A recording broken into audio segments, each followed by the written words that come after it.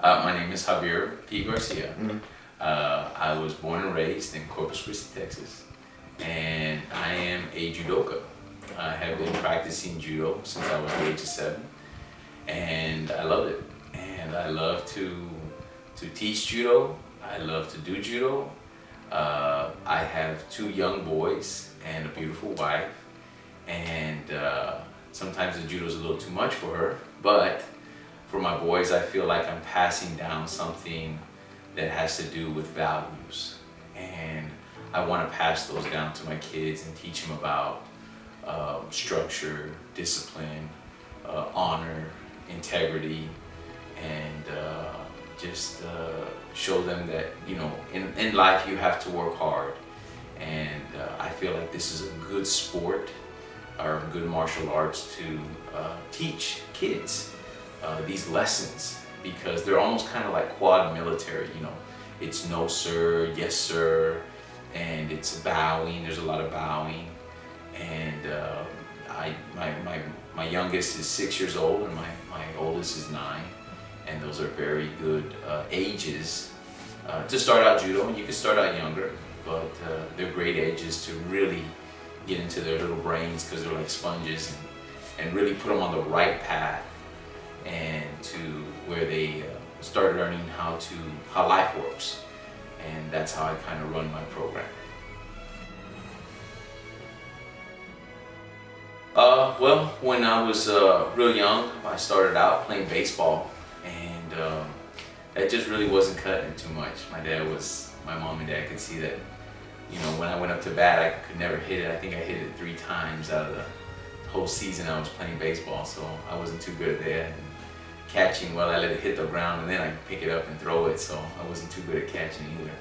So they kind of knew that wasn't my sport. So the dedication and support from my parents, they they decided to, my dad was going to the YMCA and my mom was too, and they were working out there, and they had noticed that there was a judo class going on, and they saw a couple of kids in there practicing, and my dad said, hey, you know, why don't I let you try this out? So it was July the 1st, 1981, and he took me over there, and I loved it. I mean, I went into the class, and I just couldn't stop, and that was it.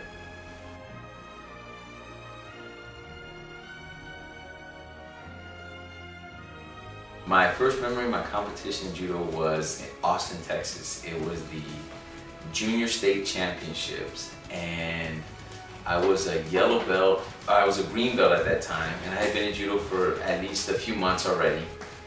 And I was a yellow belt. And my first match, I got disqualified because I was a little bit too rambunctious, and I went and started choking the kid right away. And he started crying, and they disqualified me and said I couldn't do that. So I had to calm down and refocus and just stick to just judo. And I just got a little too excited, but I took 2nd place, and I got a silver medal, my first silver medal. And we had drove all the way up there, and it was a great adventure. I got out of Corpus Christi, and it was exciting, and I was with the coach and my other teammates, and it was just a blast. It was really fun, and it was great. It was great.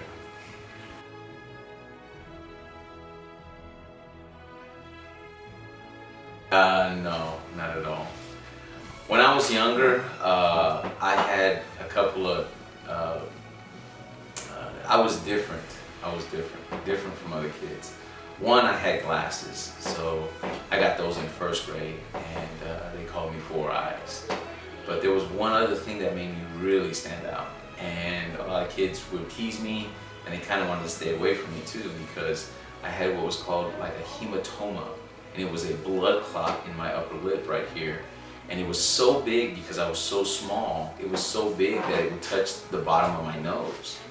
And people saw that, and they didn't know if I had cooties or something like that. So they just completely stayed away from me. But they made it known that they would call me names and call me fat lip and stuff like that. And I just shrugged it off, and I didn't pay any mind to it. But I just stuck true to my judo, and I just kept practicing, and I just focused on that. I didn't really let anything else bother me.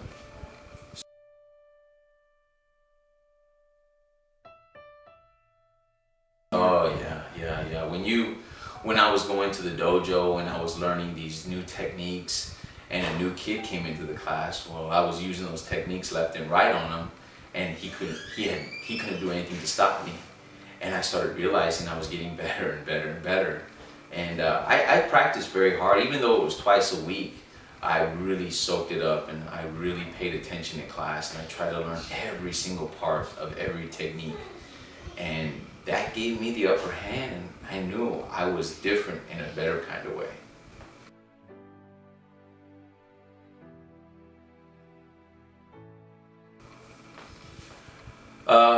Well, just when I would go up against other kids, I was winning, and I was winning, and I was winning, and I was winning, and I was never losing. And this was great. I mean, to manipulate somebody and maneuver them in ways to where they didn't even know where they were going, but I knew where they were going, and I was able to take advantage of it and take them down, and with a throw or any kind of technique. And this built my self-confidence. This built my, how do you say, just being more positive, you know. And the judo had a lot to do with that. So I was very confident in that aspect.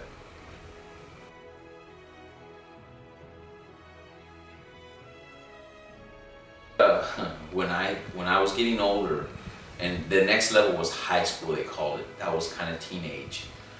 It got way more serious. I mean, even though it was a sport that nobody ever heard of really in the United States, because it's not popular here. It's popular everywhere else, but not in America. But here, when I was competing and winning, you're at a point where you're looking at the Olympics, you know. And back then, 1984 Olympic Games, you know, you're looking at that. And you're looking at Greece and Sydney and all those other avenues. You want to try to make that team. You set a goal to try to get to the Olympics. And all those people you're competing against at that age, that teenage age, they want the same thing. And it got very highly competitive and very, you know, when you step on the mat, you better be ready to go. You better be ready to go.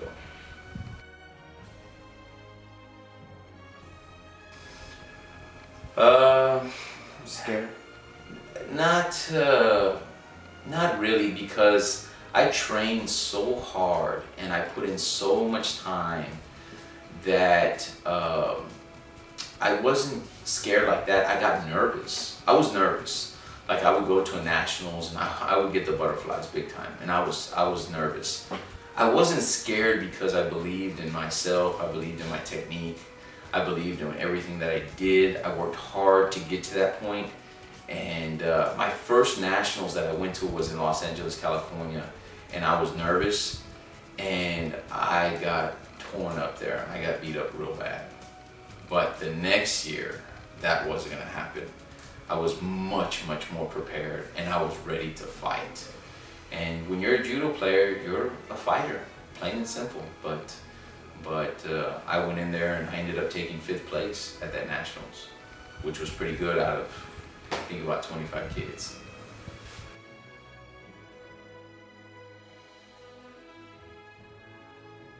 My progression as I was getting older, I was competing against the big boys now. You're talking about 20, 21, 22, 23. And throughout my career, I started the senior competition level at the age of 15. I wasn't supposed to until I was 16. No, 17. But my judo coach thought I was more than prepared enough to start at 15. Well, I was winning at 15, and I was doing pretty good. And but when you get with your own age,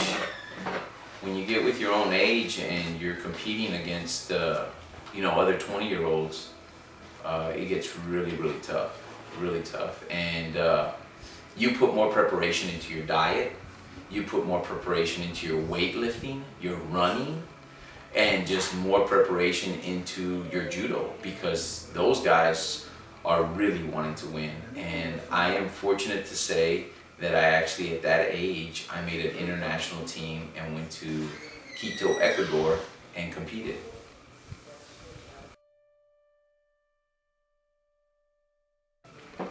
Well, I've never felt like I've stopped competing because I feel now it's something else new. And my new adventure, my new competition is coaching now. And I at the age of 18, I got my coaching certification from the United States Judo Association in Colorado Springs, Colorado, from Sensei Phil Porter. And he recognized that I was able to teach instruction to somebody else at a very, very easy way, a very simple way. And the way I did it and how I went about it was understood by the other individual very simply, and they were able to do the technique right away. And I kind of felt that was my next step. And I love coaching, I love teaching, and I just want to pass on what I know and what I've done to the next generations.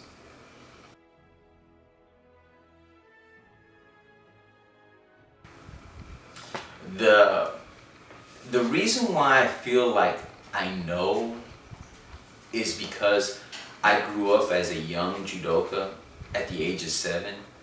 So I understand what's going on in their head and I understand what they're going through. So I take my coaching into progressions upon their age.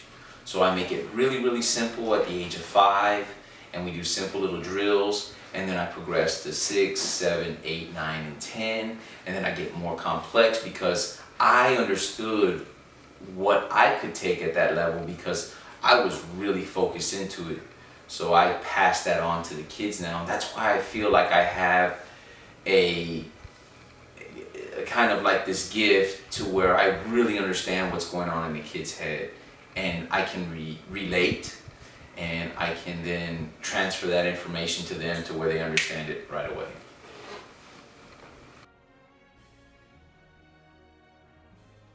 Yeah, yeah. Anybody can do judo. I have gone up against other people in this sport that I would have never thought would ever be able to do judo. First off, I was going up against older gentlemen that just whooped my butt. I mean, they just tore me up. I mean, they showed me what real judo was. And here I was, 15, 16 years old, full of muscle, full of vigor, full of technique, and I was gonna mess them up. I was gonna take it easy on them, and I was sadly mistaken. And then I realized that, wow, this sport has so much technique in it. And then I got to compete against guys that were missing their limbs. They were missing an arm, they were missing a leg, and those were the meanest, roughest, toughest guys you ever wanted to go up against, and you didn't want to mess with those guys. Just because they had a disability like that, they were missing a limb or a leg, it didn't matter. It was their heart and their guts, and they weren't going to lose. And then the other person that I was able to go up against was, he was probably in his 40s, and he was completely blind.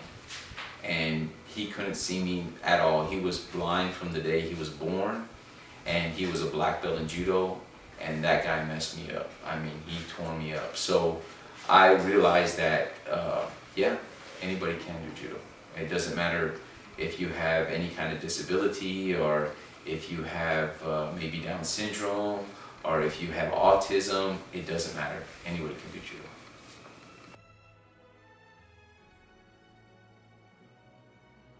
Yeah, there has. Ronda Rousey, she took a bronze medal. Ed Liddy, he took a bronze medal in 1984 Olympics. Jimmy Pedro, he took 2 medals, 2 bronzes at the Olympics. I think one was in Sydney and the other one was in Greece. I think, or Atlanta. And then there was, there's been many other American judokas that have medaled, but only one recently at the 2012 London Games was Kyla Harrison, and she took the first gold medal for the United States of America. The first ever won by the United States of America. And even though it's not popular, it's growing, and it needs to grow because kids really need judo. really, really bad.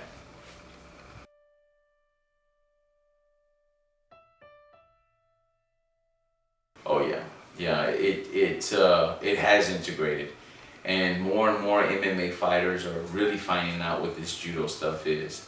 And I've been watching a lot of YouTube videos of a lot of their training, or Instagram. I've been seeing their training, and a lot of takedown techniques are going back to the old judo, and they're now studying more judo, and they're looking for more judo, and you're seeing a lot more foot sweeps, a lot more what's called interlake takedowns, which are called ouchigaris or ko-ouchigaris, foot sweeps, which are dayashi harais, and then you see a lot of hip techniques, which are goshiwazas, and those are like koshigurumas. You know, those are what they call the beheaders, and it is being integrated into MMA fighting, but judo can also be integrated into other sports like wrestling and even swimming and any gymnastics too, because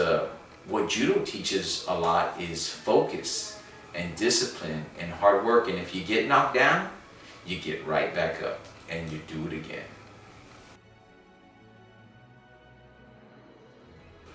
Okay, well right now I'm teaching a kids class right now and coaching kids, and I'm pretty much at max capacity on that, and I do that once a month right now. And I also have an adults class that I'm pretty much at max capacity to, and teaching those adults from the age of about 17, 18 and on up. And my kids class go from around 4 all the way to maybe 16.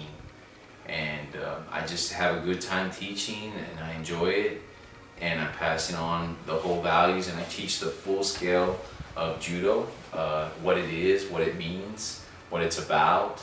I teach them the vocabulary, all the 67 throws, all the hold downs, and if they're of age, the chokes and the arm bars. Yeah, there's another one that I'm really excited about. It's called Stop, I'm Warning You. And it's my anti-bully self-protection program. And this program here, I developed and created, and I ended up coming up with about 16 different throws, which is just the beginning. About 4 tactics that are on the ground for kids that were pushed on the ground and how to get out of it. But this program really shows more than just techniques. It teaches kids how to recognize a bully situation, how to approach that bully situation, and how to get out of that bully situation by using just verbal tones, by how to speak up, how to stand up for yourself, how to be confident about it in that manner, and to warn others that are around you. And hopefully, if more kids are involved in this program, they learn to be what's called, I like to call, active bystanders. And that is something I teach in the program. And I believe with the bully situation of what's going on in today's world, that this really needs to be implemented in every single kid out there.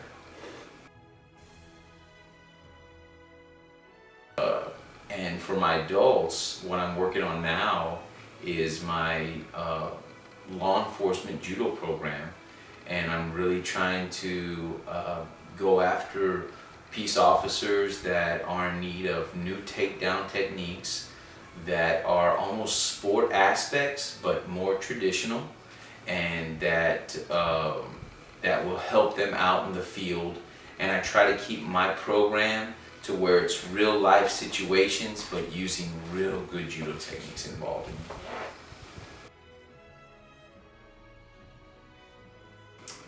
The one thing that I learned and gained from judo was that it was a great foundation for my life, because it taught me to, if you want something bad enough, you're gonna have to work really hard for it.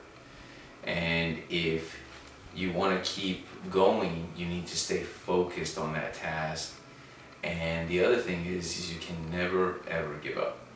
No matter how hard it is, or how long it takes you to learn that technique, or or that move, you gotta keep doing it, and you gotta keep practicing it over and over again.